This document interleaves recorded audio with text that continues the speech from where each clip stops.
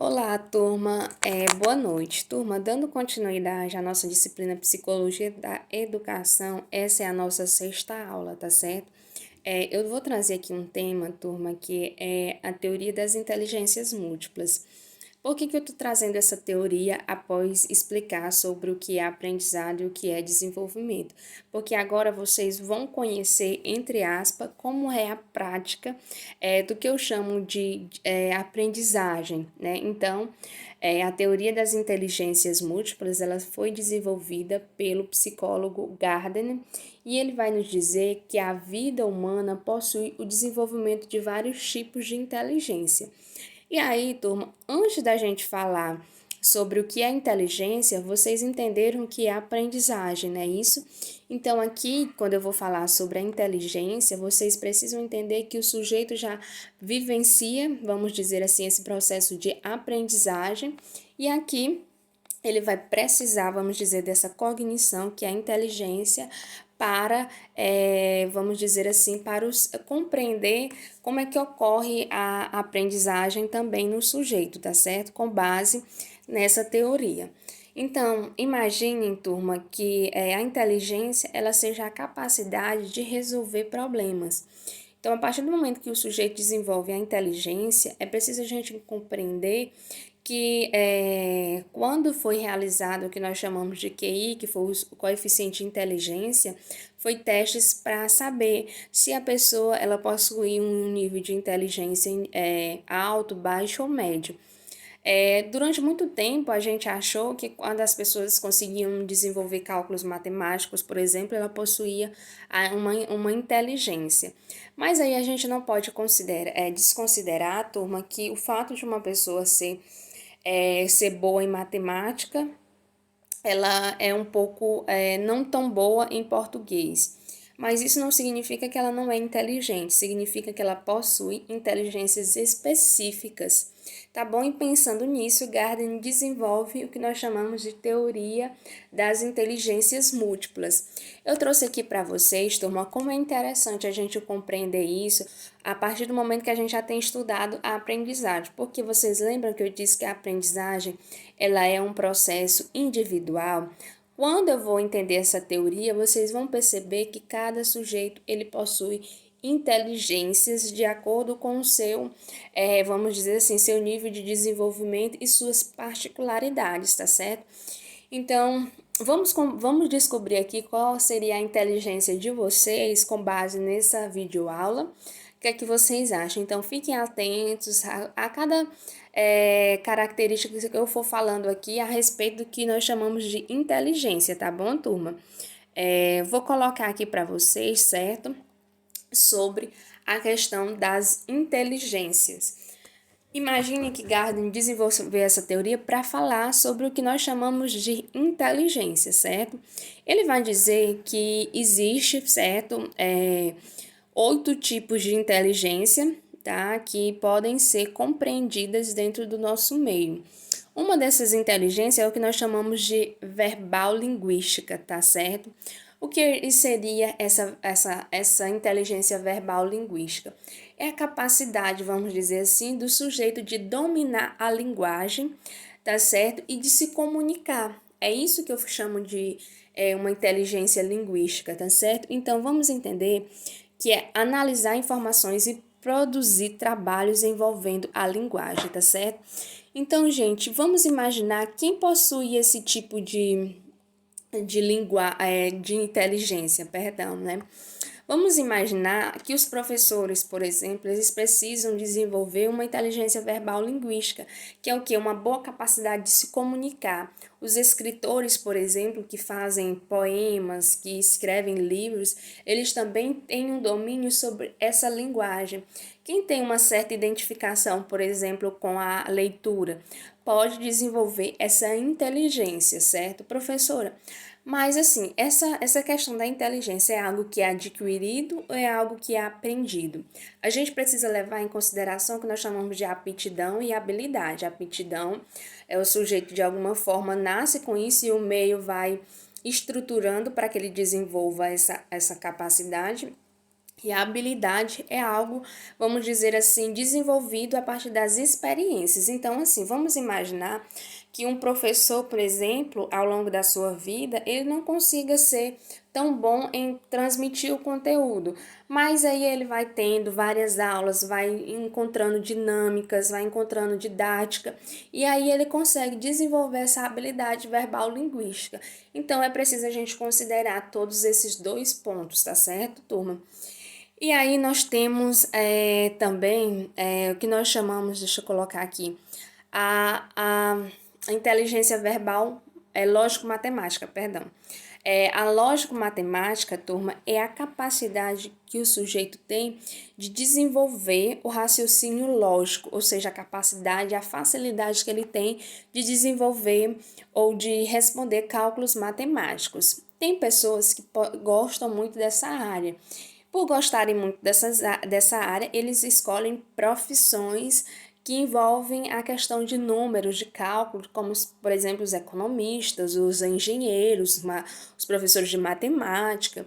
Enfim, por quê? Porque eles possuem essa habilidade. Como eu disse para vocês, podem ser algo adquirido ao longo da existência e das experiências do sujeito, como também pode ser algo inato, né, em que o sujeito nasce com essa habilidade, vamos dizer assim, e a experiência, o meio que ele vivencia, proporciona que ele desenvolva essa habilidade. Então, imagine que uma família de pessoas que são engenheiros, né? O filho nasce ali naquele ambiente, um engenheiro, um arquiteto, e ele começa a criar um certo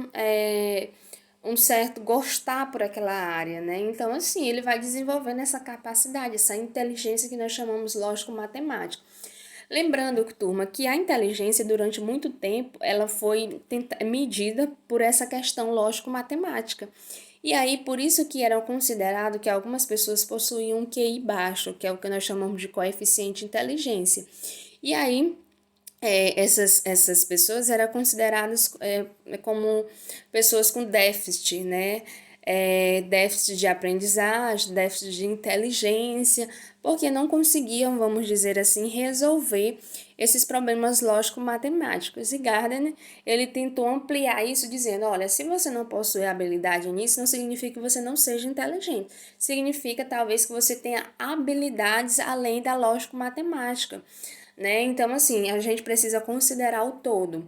E aí, turma, nós temos a inteligência, eu passei aqui para verbal linguística, agora nós temos a inteligência que nós chamamos musical, por exemplo. A inteligência musical é a capacidade de produzir, de compreender diferentes tipos de som. Olha, a criança, por exemplo, ela, quando ao longo do desenvolvimento dela, ela consegue rapidamente conseguir diferenciar vários sons de animais, enfim, do barulho da chuva. Isso ela tem uma certa facilidade.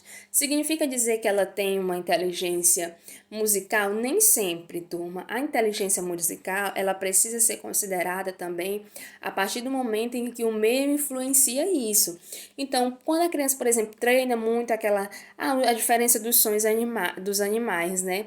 Não significa dizer que ela tem uma inteligência musical, mas que ela pode desenvolver, vamos dizer, um interesse por essa área. E aí, por exemplo, como é trabalho de som, ela vai ali ter um interesse por querer um instrumento, né? Porque o instrumento ele produz um som e esse som ela tem um interesse. E aí, por exemplo, a questão de pessoas que trabalham na área musical, que tocam instrumentos, que tocam, essas pessoas têm sim o que nós chamamos de inteligência musical. Por quê? Porque a capacidade de identificar os sons, a capacidade de produzir sons, é isso que nós chamamos de inteligência musical. Turma, já cheguei, por exemplo, em alguma inteligência que cada um de vocês tem, com base nessas três? Se não, a gente vai aqui para a inteligência corporal sinestésica. Turma, a inteligência corporal sinestésica significa a capacidade que o sujeito tem de ter uma boa, vamos dizer assim, não a capacidade de ter assim um bom desenvolvimento do seu corpo. Quando eu falo isso, um bom desenvolvimento do seu corpo, significa que o sujeito tem uma capacidade de coordenar bons movimentos do seu corpo. E, assim, um exemplo bem claro disso são os dançarinos, né? Que vocês percebem que eles têm uma facilidade de movimentos. Então, o que eu chamo de inteligência corporal sinestésica são aquelas pessoas que têm uma habilidade corporal e também de movimentos com relação ao corpo. Crianças, por exemplo, que têm uma grande flexibilidade, né? Isso que eu chamo de inteligência sinestésica. Pessoas que têm uma grande habilidade com a questão do corpo, né? Atores também, turma, porque quando os atores estão gravando novela, eles precisam ter toda uma postura corporal. Isso também pode ser envolvido dentro da inteligência corporal sinestésica, mas o que mais se caracteriza dentro dessa inteligência são os dançarinos, por exemplo, que eles têm essa habilidade de movimentos, enfim, de tudo isso, né? Dentro da criança também, certo? Aí nós vamos para o que nós chamamos, turma, que é bem interessante também e que é pouco falado, que é a inteligência naturalista. Gente, a inteligência naturalista é a capacidade de organizar, certo? E de diferenciar questões relacionadas ao que nós chamamos natureza. Tá certo? Então, assim, identificar e distinguir entre diferentes tipos de plantas, animais e fenômenos da natureza. Tem pessoas que têm um interesse, turma, pela natureza. E aí elas começam a observar a natureza, começa a ter um certo interesse em cuidar, em saber como é que ocorre esse desenvolvimento das plantas, enfim, tudo o que envolve a natureza. Geralmente os biólogos, ambientalistas possuem esse tipo de inteligência naturalista, aquela em que está voltada para a compreensão da natureza e dos seus fenômenos que envolvem a natureza, tá, turma? Então, vamos aqui para a inteligência, turma, que é intrapessoal, certo, turma? Inteligência bastante interessante. Tentando diminuir aqui, vamos compreender o que seria essa inteligência intrapessoal. Turma, quando eu falo intra, é o que? Voltado para si mesmo. Então, é inteligência de conhecer a si mesmo, os seus desejos, os seus interesses. Quem é que possui essas inteligências, a capacidade também de observar a si mesmo, né? Então, quando nós falamos sobre a inteligência intrapessoal, inclui aqui, por exemplo, os profissionais da minha área, os psicólogos, porque para eu conhecer o outro, eu prefiro, eu tenho que conhecer a mim mesmo. Qual é mesmo os meus interesses? Qual é os meus pontos fracos? Quais os meus pontos fortes? Então, a inteligência intrapessoal é compreender e controlar, por exemplo, as suas emoções, né? Tem pessoas que às vezes ela diz, são pessoas silenciosas, são pessoas mais tranquilas, mas são pessoas, turma, que têm a capacidade de conhecer a si mesmo. Como diz um grande filósofo, né? Sócrates vai nos dizer, conhecer a si mesmo é o princípio da sabedoria. Então, assim, muitas vezes não significa que às vezes a gente é observador ou que a gente é silencioso, não. Muitas vezes a gente precisa olhar para si, precisa ter essa compreensão do mundo interno para que eu possa também ter a compreensão do outro. Eu não posso conhecer o outro se eu não conheço a mim mesma. Então, essa inteligência interpessoal, ela envolve essas questões que eu estou colocando aqui para vocês, tá, turma? E a interpessoal, né, turma, possibilita a compreensão e, vamos dizer assim, a dinamicidade de trabalhar em grupo. Então, aquelas pessoas, turma, que têm uma facilidade de fazer amizades, gostam de trabalhar em grupos, né?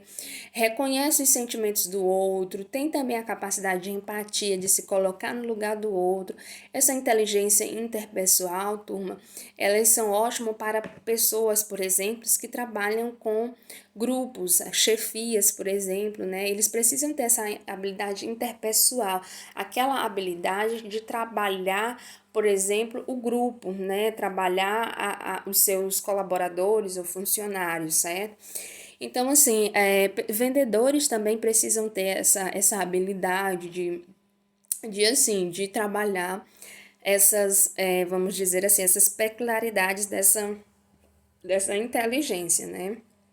Então, assim, todas as pessoas que trabalham em grupos, com grupos principalmente, né, turma, até dentro de uma equipe de profissionais, dentro da educação, por exemplo, a gente não vai trabalhar sozinho, a gente tem um supervisor, nós temos vários professores, a gente tem reunião, então a gente precisa ter essa inteligência interpessoal, que é essa capacidade de conhecer o nosso grupo, de saber se colocar dentro desse grupo, enfim, de fazer amizades, isso tudo está dentro da inteligência interpessoal. Inter significa o que? O todo, né? E por último, turma, eu estou aqui na espacial visual, é a inteligência, turma, de compreender imagens e produções gráficas, ou seja, é a capacidade do sujeito de compreender o seu espaço, né, levando em consideração a questão das imagens. Então, vamos dizer, turma, que, por exemplo, os arquitetos que precisam compreender vamos dizer assim, para fazer os seus projetos, eles precisam ter a compreensão de vários ângulos de uma determinada casa, por exemplo, para que eles possam desenvolver o seu projeto. Então, a inteligência espacial, visual, é a capacidade, por exemplo, até geográfica, de você se localizar em uma determinada rua e saber que você está nesse ponto e que se você for para um outro ponto, você vai dar em determinada rua. Então, tem pessoas que têm essa facilidade, já tem outras que não têm essa noção de espaço. Por exemplo, se você vai estacionar um carro, você tem que saber se esse carro cabe nessa vaga, se você vai estacionar uma moto, você precisa saber se vai dar ali. Enfim, então quando eu falo de inteligência espacial, é a capacidade de observar o mundo e os seus objetos, tá bom? Um exemplo disso os fotógrafos, eles precisam ter essa inteligência espacial visual para que eles consigam capturar aquela perfeição de imagem que eles estão ali fotografando, tá certo? Então, turma, eu fiz aqui um resumão, tá certo, da teoria de Gardner, espero que vocês tenham compreendido e espero também que vocês tenham se identificado com uma dessas inteligências, né, turma? Uma pergunta que às vezes fica para os alunos é: professor, eu posso ter mais de uma inteligência? Sim, turma, essa é uma pergunta que eu preciso dizer que sim, você tem a capacidade de ter mais de um tipo de inteligência. E será que se o sujeito possui todas essas inteligências? É possível também, sim, mas aí a gente vai trabalhar com um sujeito superdotado, porque nem todas as pessoas elas vão ter todas essas habilidades. Mas se por acaso vocês acharem uma pessoa que tenha todas essas habilidades, a gente já vai trabalhar com uma pessoa que possui uma certa superdotação, que nós chamamos que é a capacidade global que o sujeito tem de uma inteligência global. Então, ele vai ter uma facilidade em todas essas áreas. Mas dificilmente, né, turma, essas pessoas são raras, porque, assim, às vezes, quem tem uma inteligência interpessoal talvez tenha uma dificuldade na inteligência intrapessoal. E por aí vai, né? Então, é necessário que a gente tenha a compreensão disso tudo, tá, turma? Então, essa é a nossa última aula da disciplina Psicologia da Educação. Espero que vocês tenham aprendido bastante na minha disciplina. Espero que que eu tenha contribuído para o aprendizado de vocês, tá? Espero que a gente tenha outros momentos aí, turma, de encontro, não só virtual, mas encontro presencial de aulas e que a gente consiga nutrir o máximo de conteúdos, tá bom, turma? Então, um abraço para vocês e até a próxima.